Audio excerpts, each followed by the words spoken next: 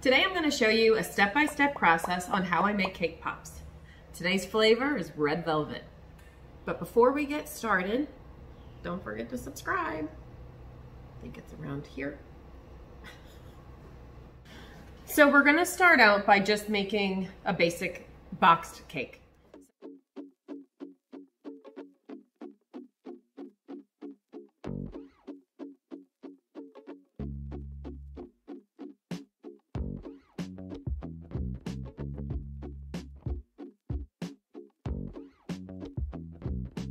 All right, so after the cake has cooled, you'll go ahead and put it in the mixer and crumble it up.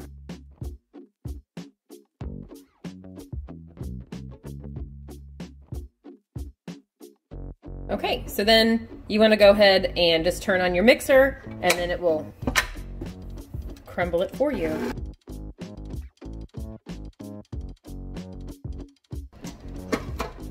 Okay, so then you want to go ahead and add in the cream cheese icing. I usually just start with about a third and I kind of check the consistency from there.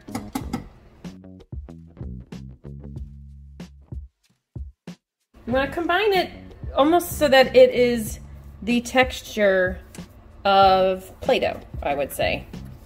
Because you want to be able to mold it and also for it to keep its shape. So once you do form it into a ball, you do want it to hold its shape and not break apart when you are putting the stick in there. So that looks like a good consistency right there. So it is 1 box of cake mix or half can of the cream cheese icing. Now we'll move on to portioning. So for portioning, we're gonna use a small cookie scoop. It is a 60, so it holds about a tablespoon of the cake mix. And we're just gonna portion them all out. We'll shape them after a little while. After we get them all done, we'll go ahead and we'll shape them. But I like to portion them all out. When you have them on display, consistency is key. If they're all the same shape and size and uniform, it'll look very beautiful. The presentation is just beautiful.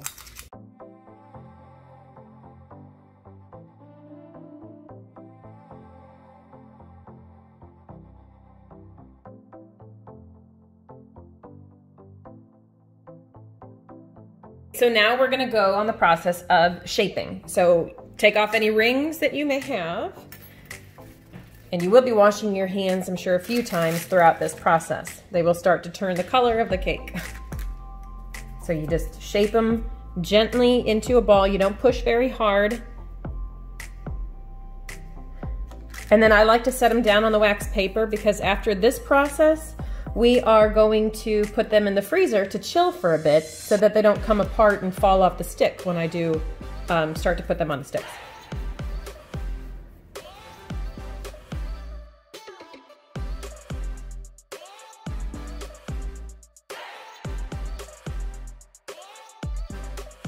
All right, so 1 box makes 57 cake pops, and we will now put them in the freezer.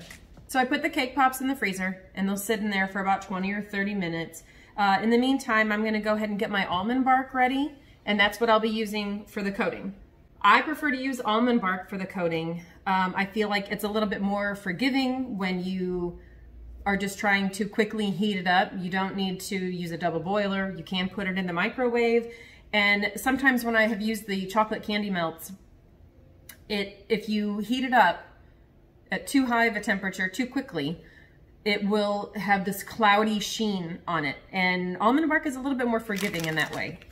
So if you are wanting to color the almond bark, you just don't want to have it white, you do need to use an oil-based food coloring. If you use a water-based food coloring, it will make it separate. So you don't want that. It'll be very clumpy and gross looking. So I just break up all of the pieces, and I usually like to put about 6 at a time in the microwave. I microwave it on 30 seconds on high at a time, and then I just keep stirring it in between. Okay, so this was just only 1 minute. So And go ahead and I stir this around a little bit. Put it back in there for another minute. Okay, I actually just put it in for another 30 seconds.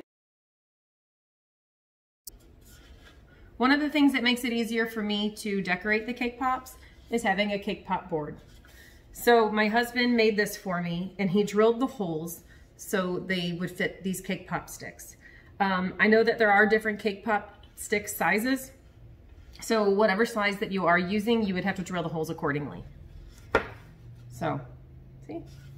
But because I have used it so often, and even when I do decorate them with other icings on top, it does have a tendency to get a little stained.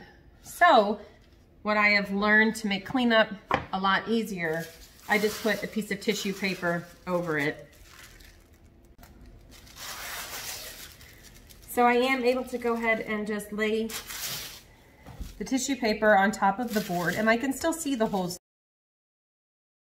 All right, so let's get decorating. These have sat in the freezer for about 20 minutes now. Oh. These have sat in the freezer for about 20 minutes. So I'm gonna go ahead and start decorating. If you find that they start falling off of the sticks, that maybe they're getting a little too warm or just at room temperature, then go ahead and stick them back in the freezer for a little bit to firm up. Okay, now that these have set in the freezer for about 20 to 30 minutes, I do have my almond bark all melted, so we're gonna go ahead and get started. So grab your cake pop stick and a cake pop. You wanna push this only about 3/4 of the way through, and then just gently put the cake ball in the almond bark. You wanna get all of the sides coated. And then I hang it upside down and I just lightly and gently shake till most of the excess comes off. And then you'll have that on there, the tip, but if you shake it a little bit while it's upright, now it's all even and smooth. So this is the time when they're wet. If you're going to decorate with sprinkles, oh. I wish more than one would come out. Oh my goodness. Okay. So if you want to decorate with sprinkles, this is the time. But I am preferring, once I dropped a sprinkle in there, I am going to drizzle these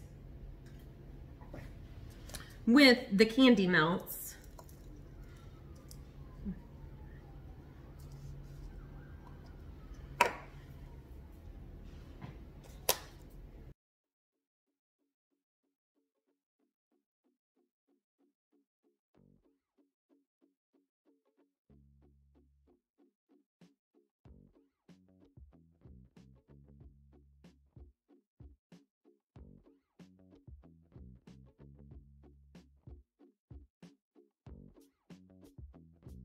All right, now it's time for the drizzle.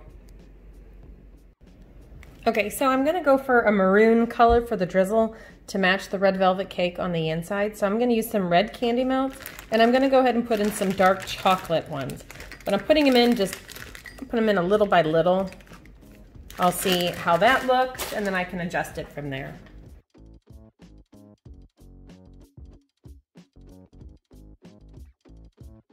So next I'll put the melted candy melts in a small piping bag.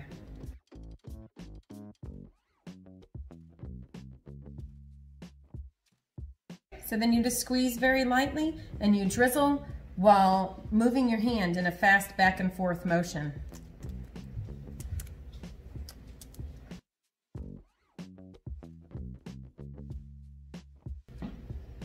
And then I give the board a quarter turn. And then, let me move this.